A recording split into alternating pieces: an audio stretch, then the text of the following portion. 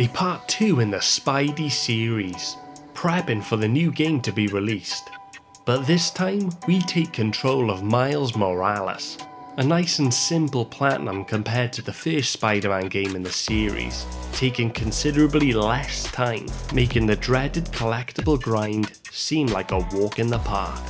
Throughout this game, you will unlock not only the well-known web-swinging powers, but also new abilities unique to Miles, with the powerful bioelectric venom attacks, along with the camouflage.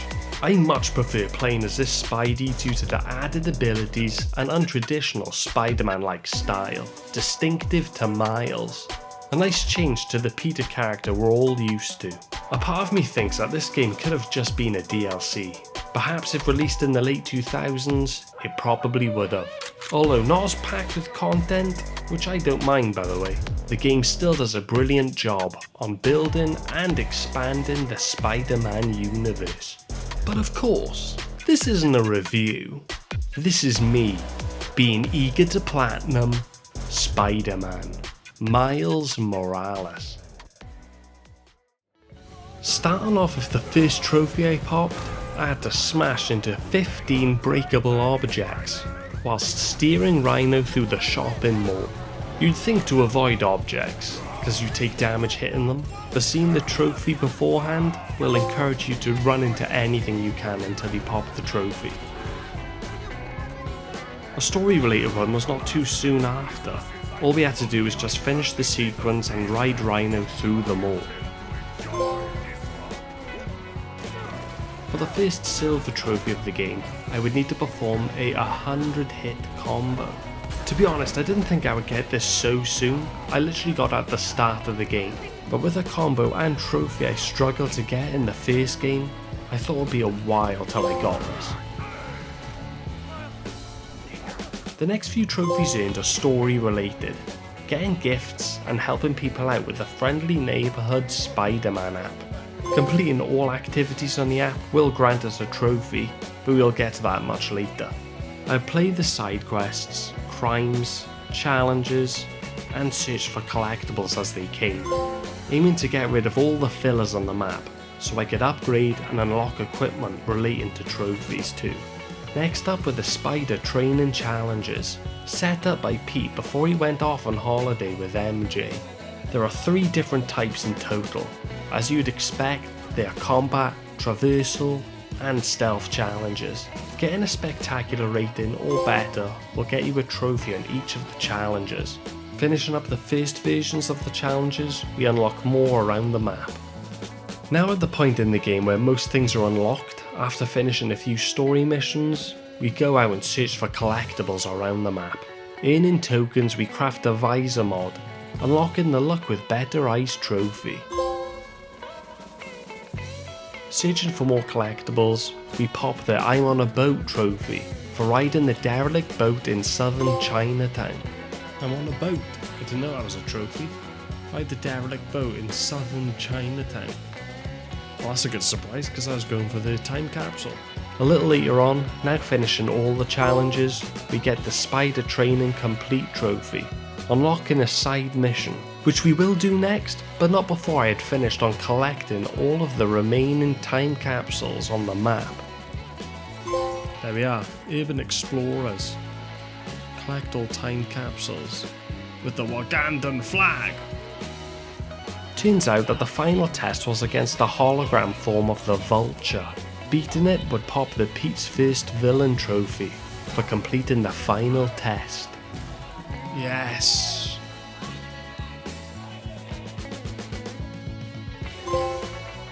Pete's First Villain. Complete the final test. When all the side missions are completed from the friendly neighbourhood Spider-Man app, people will come together and reward you with a lush suit. This also wins us a trophy called 5-Star Review. 5-Star Review. Looking at the trophies beforehand, I saw a few stealth takedown related ones. Throughout the story, I would try my best to take enemies down this way. It's also an insta KO too, so there are benefits to playing in this style, as opposed to all out brawling. Oh, nowhere to hide. Whoa, kick to the gut. Perform 100 stealth takedowns. Performing 25 wall takedowns has us achieve the Climbing the Walls trophy. Climbing the walls. Perform 25 wall takedowns. Unlocking locations of rocks and labs, there is a trophy for shutting them all down. In these labs too are caches that we'll need to look out for as they relate to another collectible trophy. During one of these locations, I managed to unlock the Never Saw It Coming trophy. To do this, you would need to complete an enemy base without being detected. There we are, never saw it coming. Complete an enemy base without being detected. With even more tokens earned from the activities, we earn the Kit Bash trophy. This is for crafting 10 upgrades to our gadgets. Now for this next trophy, I have a terrible clip for it. It's called Up and Over, where I'd have to perform and merge 2 Venom attacks. I'd need to do a Venom jump and then Venom dash straight after on a single enemy to earn the trophy. Finishing up the rocks on labs, getting the caches, I thought I was done with the enemy bases. I completely forgot about the underground hangouts, which also have caches to find around them. Clearing all the hideouts would get the Underground Undone trophy. Along with doing that task, I'd pop the Salvager trophy for opening all underground caches, earning a load of tokens in the process. Back into the story, I would finally get the From the Rafters trophy after I had performed 25 ceiling takedowns. Yes, From the Rafters. With the crime activities, there are bonus objectives to do that reward you with tokens. Completing all of these for every crime type triggers the Crime Master trophy.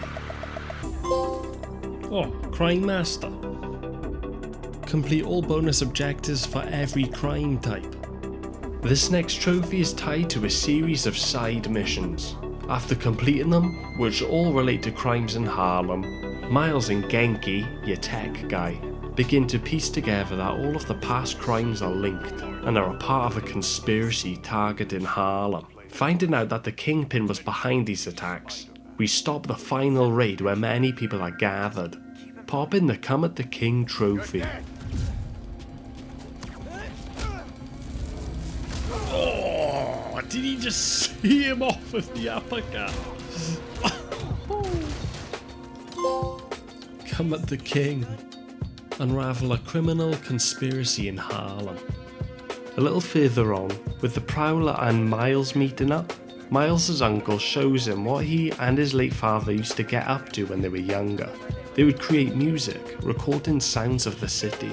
Although another collectible trophy to go for, there was a change from just picking an item up. We would have to go to certain spots around the city and locate the origin of the sound we're looking for.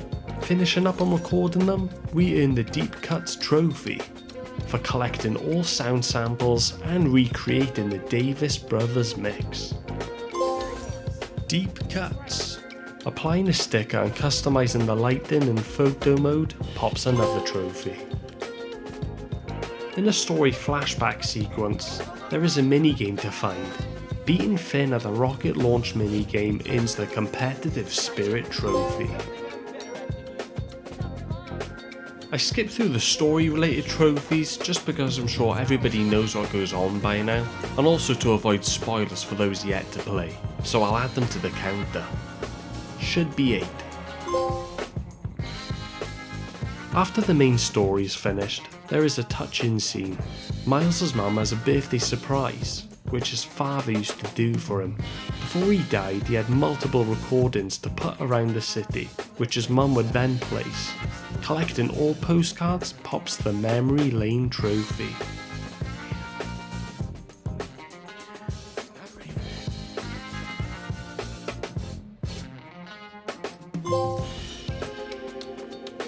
As I had completed all of the activities in every single district, it would pop the A New Home trophy, our first gold trophy earned of the plat-through. So now that I've 100%ed everything, I remembered that I had to scroll through the entire social feed tab at the end of the story, getting the socially acceptable trophy. Having a load of tokens in through the side quests and activities, I would purchase all suits, which gets the Ready for Anything trophy. There were a few combat related trophies to still earn, and a new game plus to complete for another trophy. Thankfully, with the story being so short, I ended up completing it in one sitting, but not before I tried to get the combat related trophies left over along the way. First up was the From Downtown trophy. To earn this, I would have to use Venom Dash to throw an enemy into a group of 3 or more.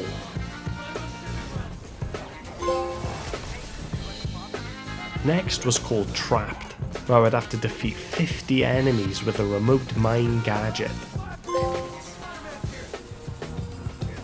The third leftover was called Invisible Spider.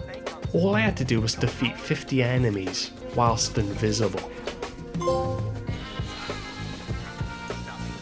With the last of the combat trophies left over, I would need to defeat 100 enemies with venom attacks, getting the overcharged trophy.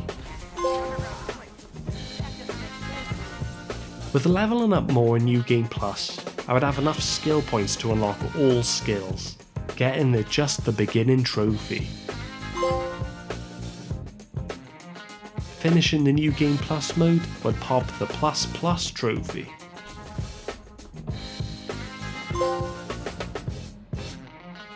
Only 2 more trophies to get before the Platinum now, and they're both paying respects to legends.